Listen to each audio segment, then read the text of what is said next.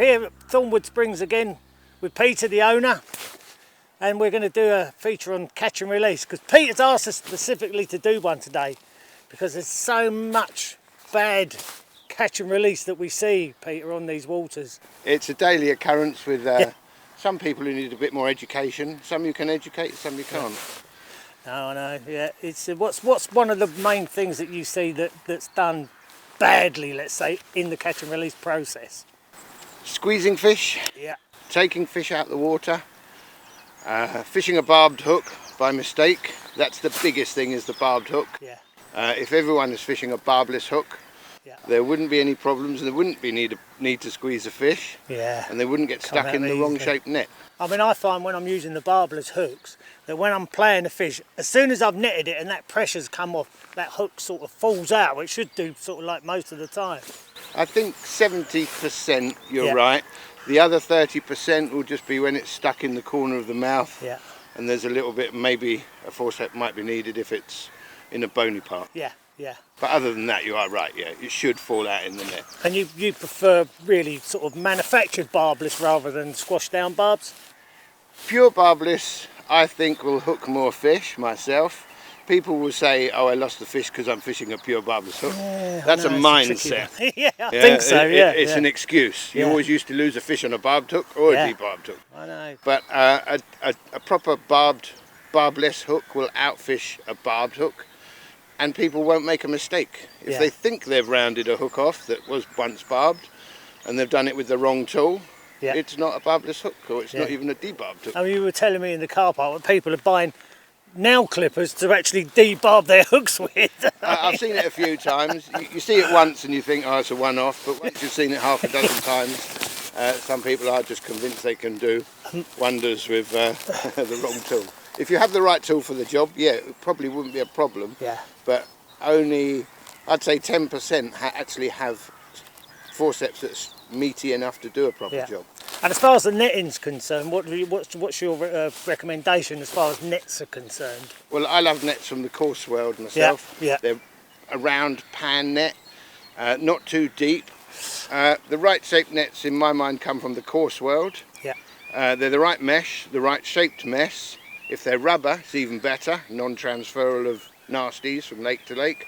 But game nets are traditionally the wrong shape. Yeah. They're too deep with a point in. Yeah. And if you're catching a big brown trout with a big kite, you get numerous points, gills, pectorals, but particularly the teeth and kite get stuck in the big mesh. Yeah. And if it's spun round a few times, you can spend ages. They sort of twist themselves in there. Untwisted, and by the time you've got one side of mouth out, then the other side's stuck. Yeah. So the net manufacturers need to move to make it more friendly. That's a perfect mesh. That's the sort of thing. Size, shape. Yeah, I mean that's the one I use for all of my trout fishing, whether it be on a reservoir or on a small water. I mean it's large enough to take a 10-pound fish. Oh, you'll squeeze a double in there. Yeah. And also, I mean when it's actually when it's in the net itself, I mean you can still take a decent picture of it when it's in the net, Peter. Unhook it, and then literally the release can go from there, which we're going to hopefully demonstrate in a minute. Hopefully. If I can actually catch one. That's the perfect scenario. Yeah, but the rubberised bit as well also helps for less damage on the fish as well, doesn't it? Exactly. Yeah. Yeah. We don't all need a trophy shot of every fish we catch. No. In winter and spring, when the water's cold or the ground is damp or the air is misty and dewy, you can have these quick ones and get away with it. Yeah. But when the water warms up and the ground is dry, it's just damage done. When they don't go back well when the water temperature starts to rise and there's less oxygen in the water and they get that lactic acid coming up. A flush, Yeah, and that's when you can see them, they just don't go back, do they? And they die. They do die. They'll breathe, but they won't swim again. No, I mean they'll swim off like we said the other day, and then the next thing you find them upside down under a bit of weed. Yeah. Yeah, that's it. So today you're giving us a special concession for the time of year. I mean, I know water temperature is only 10 degrees anyway, but we're going to try and show a sort of trophy shot, even though it won't possibly not be a trophy fish, of just what to do, how to take a quick picture and then release it safely back into the water. And that will be when it's cold. Yeah. But for summer, it's really crucial that nothing leaves the water at all. No, especially, just keep them in the net, unhook them. And the other thing that I was going to talk about was just bringing the fish in, Peter. You know, we talked about this on Saturday, and a lot of people, they're using sort of lightweight tackle, and I know it's like done as a sport thing, and of course it is, but especially in the warmer conditions, you play those fish in and take a long time. You don't see a bend in people's rods sometimes, you know, and it takes such a long time to get those fish in. And it's the same thing as we were just saying, the lactic acid that builds up in those fish, and they'll just give up. They just give up, especially the bigger fish as well. Yeah. You can use a lighter weight rod when the water's really, really cold Yeah. and the oxygen's super high, and you can get away with it. But again, the moment it warms up, put the 4 or 5 weight away and fish a 7 weight. In particular, where you're fishing weedy areas. Yeah. Because then at least you can stop the fish getting its head in there. Yeah.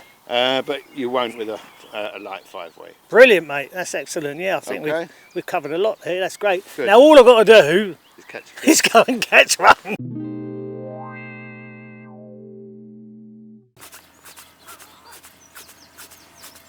Chasing it. He's chasing it.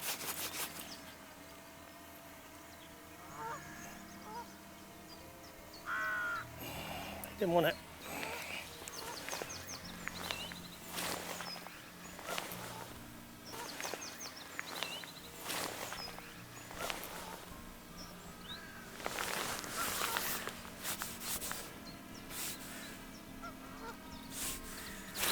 Got him this time. Yeah. I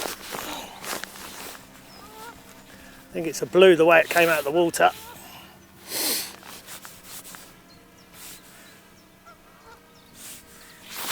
This one's gone straight into the weed. Come on, come out. Oh, you bugger. There's as well, look at that.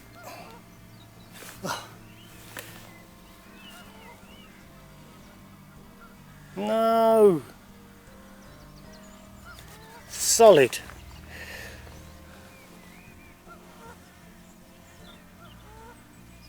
Now, I'm just going to let this line go slack and see if he'll swim out.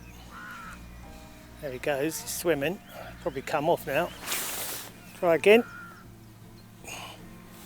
Come on, work your way out. Work your way out of it. Kick out, kick out.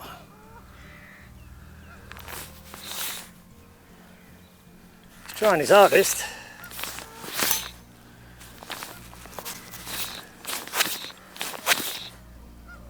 I think I've just got a lot of weed and no fish now, is my guess. Oh no, still got the fish on. And a big bundle of weed.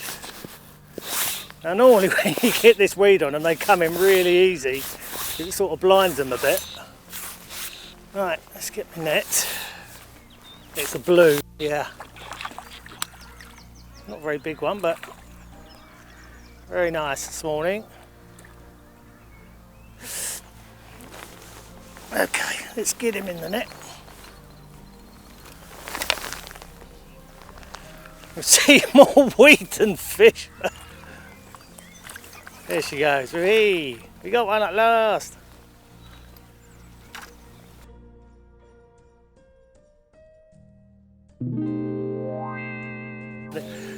So, get this fish, have a quick look at it, and let's get it back in the water as quick as possible. Ready to go, you can see that. Get his nose out. Whee! There she goes. Oh, first one today, excellent.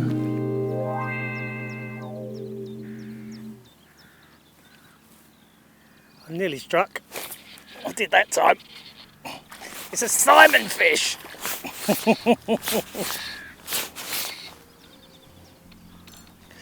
Not bad, Rainbow.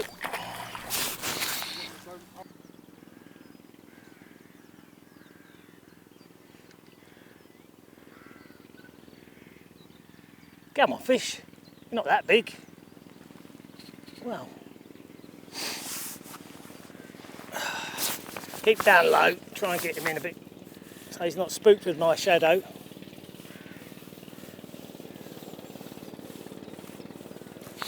Keep his head out the weeds. Oh, here he comes. Here he comes. And that's the beauty of having a long-handled net as well, so you can get right out there. Leave the fish in the water. Now we're going to take a hook out while he's in the water. It's right in the scissors there. Barbless hook, that's it. That's the hook out. Now we're going to do a nice little trophy shot. He's going to behave himself. Say cheese. And then straight back in the water.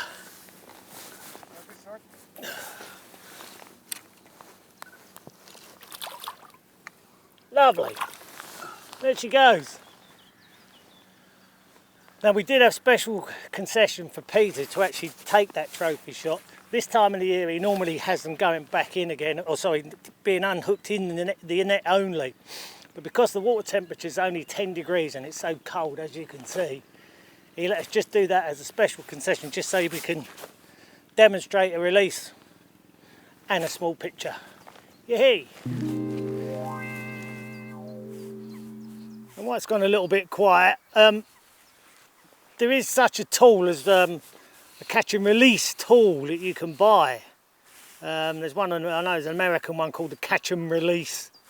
But I looked online last night on Amazon, and there's a few tools out there too, so that you just slide them down the line, like a disgorger really, like you used to use coarse fishing.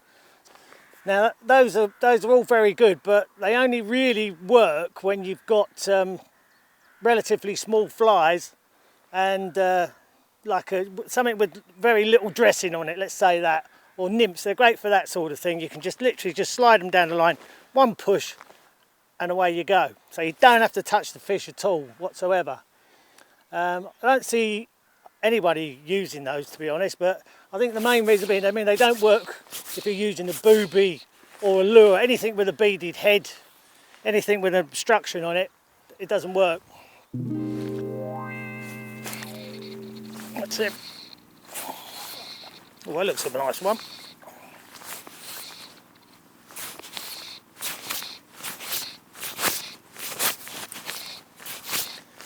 Now, bring them in relatively quickly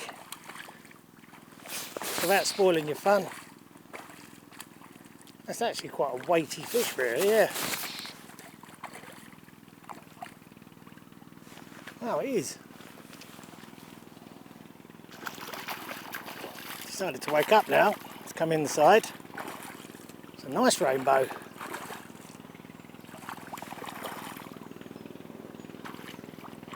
And that horrible chamois again. But bring him in once he's played out. Just hold the line.